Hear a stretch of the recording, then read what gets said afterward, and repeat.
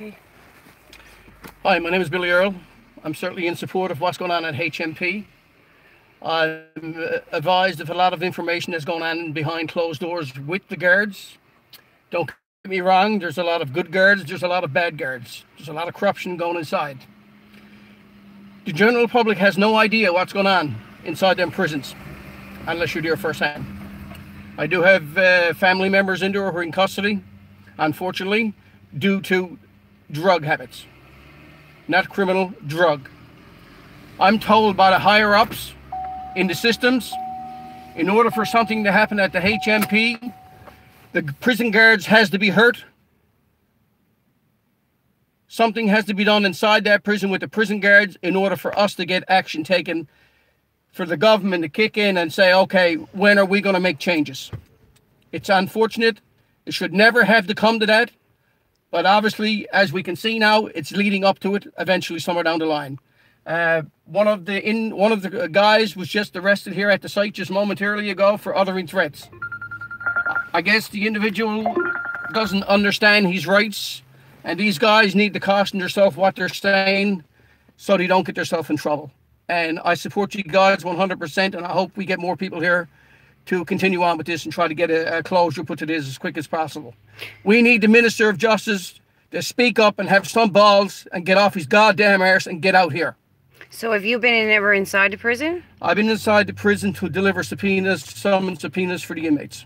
So have you got to see the conditions inside the prison? Deplorable. I wouldn't put my dog in there, and I'm not kidding you. Any young kid in there going through this system, it's a nightmare for them, a nightmare. If you take the mental health out of there, you would have a 60 by 60 prison, because that's all would be in there, would end up being as criminals. Most of this is strictly mental health and drug addictions. Yeah. It's unbelievable.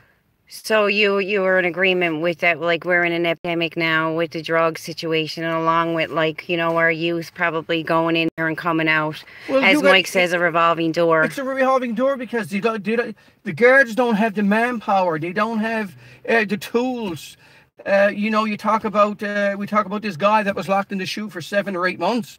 Holy Mike Christ. has also been over the years been in the hole for 6 months. And listen, these guards are under a lot of pressure too with the inmates, but these guards are totally confused. They don't know their right from their left. No. They honestly don't. Well, NEPA's not stepping up for them either, so. And you know, to hear it from the higher ups that somebody has to actually get hurt inside that prison as a worker and employee, that's a bit much. Yeah. That's a bit much. It just goes to show what kind of government we're being ruled under right now. It's just a government. They haven't got a clue what they're doing in there. No. The money that they spent on this bullshit Muskrat Falls, we could have had our hospital, we could have had our prison. Treatment facility. Everything. Yeah. It's just a game. Yeah. It's a waiting game for somebody to get hurt. Yeah. And it's unfortunate. Yeah, it's sad. Very sad. It's a political, the political part of it, it's overwhelming when you kind of put your head around it to get the grasp of it. The people here, they need to keep themselves under control. They have to watch what they're saying so they don't get themselves in trouble. I understand where they're all coming from. Everybody is agitated. I'm agitated.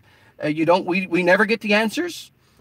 These guards are agitated because they don't have the proper tools to help these individuals out. You got a lot of good guards there, and let me tell you, you got a lot of bad guards there. And I can name off a lot of bad guards, let me tell you. Big time. Yeah.